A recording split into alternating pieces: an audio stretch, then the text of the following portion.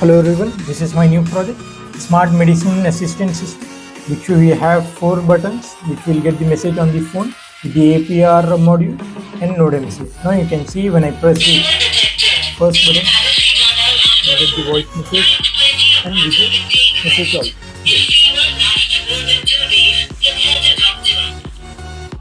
And again, if I press this button,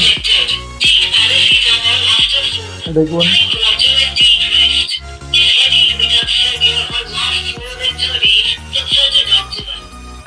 same for the last one also. You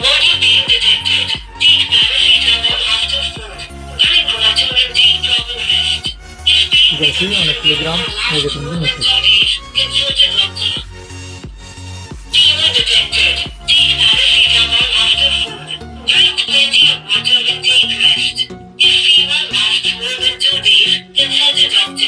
So this is my new project, Smart Medicine Assistant.